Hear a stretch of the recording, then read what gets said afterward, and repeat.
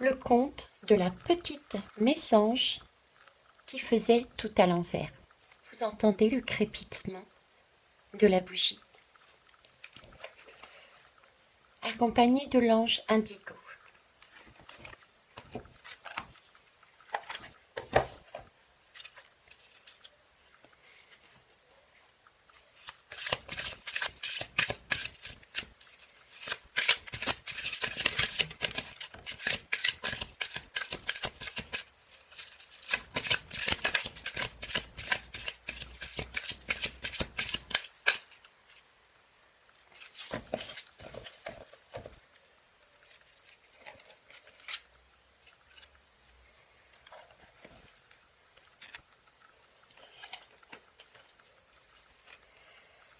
Le conte de la petite mésange qui faisait tout à l'envers. Il était une fois une mésange qui vivait dans une famille de mésanges. La particularité de cette petite mésange, c'est qu'elle faisait tout à l'envers. Par exemple, au lieu de s'envoler pour sortir de son nid, elle plongeait tout au fond. Au lieu d'ouvrir son bec pour picorer, pour manger les moucherons, elle les laissait se poser sur son nez. Je veux dire sur son bec. Bref, tout à l'envers. À l'école des mésanges, elle écrivait même à l'envers. Ses parents tentaient de s'occuper beaucoup d'elle. Beaucoup, oui. Et avec beaucoup d'amour, mais sans trop de résultats apparents. Tout le monde croyait que c'était parce qu'elle était gauchère. Un jour, la maman de la petite mésange se rappela son enfance de mésange.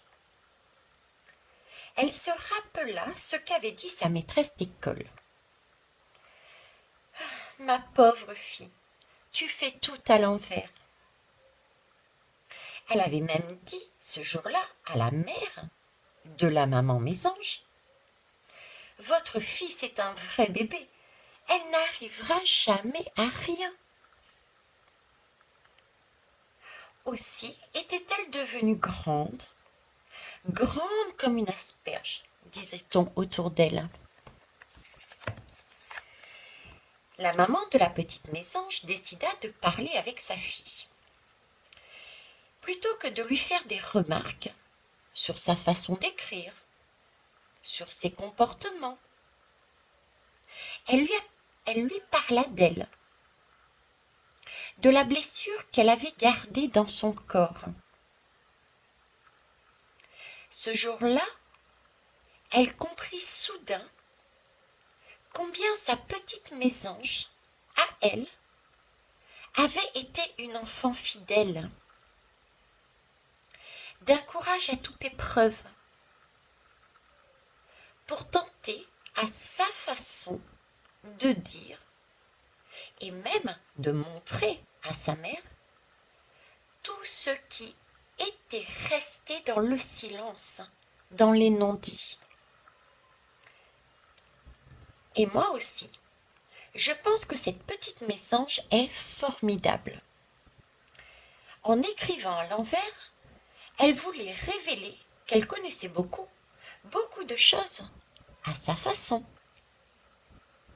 Je suis très admirative des enfants mésanges. J'en connais une autre qui n'hésite pas à montrer qu'elle comprend son papa et toute la souffrance qu'elle voit en lui. Vous savez qu'il y a des enfants mésanges qui mouillent leur nid la nuit. C'est comme si elle disait « Mais oui, papa, tu as le droit de pleurer aussi.